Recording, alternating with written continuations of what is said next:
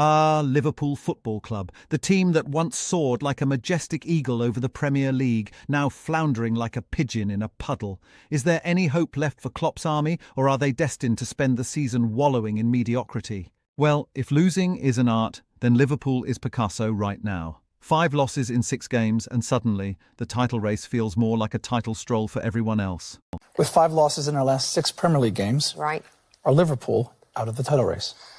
It was funny because at the end of that game, you said, when we were just looking at the scenes, we weren't on air, and you said they've lost 5 of their last 6. I went, 5, they haven't. Yeah. And I was like, oh, well, actually they have, because both of you said on air you think they're out of the title race. I don't. I know they're 8th, I know they've lost 5 of their last 6, and I know they've had a weird season, winning 6 and losing 5. But they're only 8 points away, and it's only November. 8 points is a lot. I'm not saying they're going to win it. I don't think they're going to win it. But I don't think they're out of the title race. I think they might make some sort of half effort to crawl some of that back. I might be wrong. I just don't think I can say on November the whatever it is, 9th, that Liverpool are out of the title race. And as Manchester City struts around like they own the place, Liverpool is left wondering if they even remembered to set their alarm clocks for the season. Flashes of brilliance like a broken bulb flickering just before it dies. Real Madrid and Aston Villa got the memo, but consistency seems to be lost in the post. Form around. Yeah, absolutely. I mean, well, what can we say? They were excellent against Real Madrid. They were better against Aston Villa.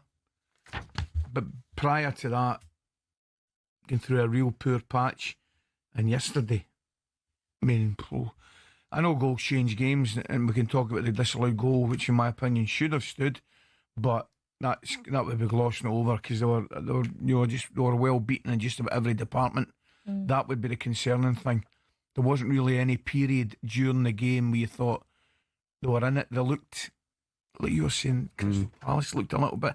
I thought Liverpool looked a little bit tired and off it. Look, miles off it. Yeah. And when Arnie says afterwards that the second half performance was better, well, it doesn't matter because you've lost the game. Another day, another defeat, another existential crisis for Liverpool fans.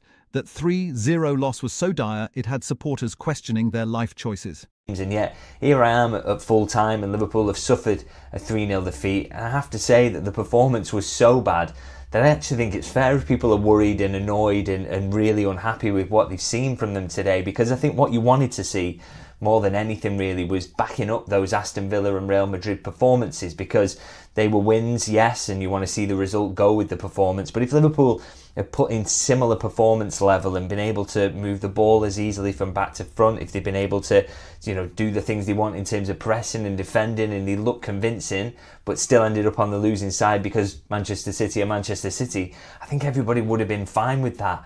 But I think what the problem was that the process just wasn't there. Transfer woes continue to haunt them like a bad smell.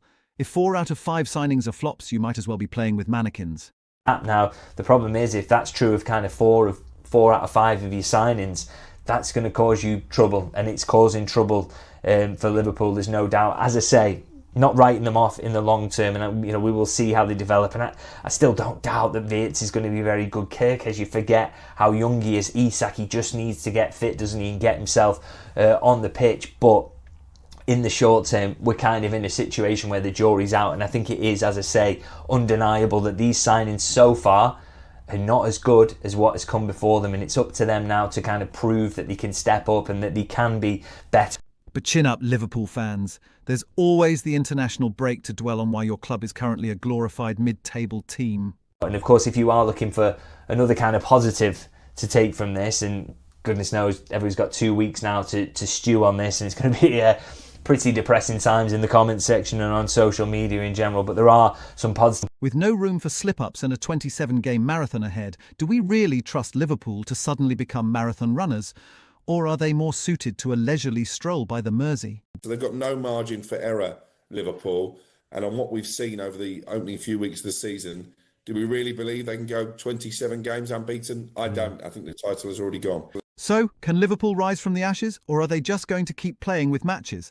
Only time will tell, but the clock is ticking and it's not waiting for anyone. If you've enjoyed watching Liverpool's rollercoaster ride of a season, don't forget to like, subscribe, and maybe send some tissues to Anfield while you're at it. Cheers!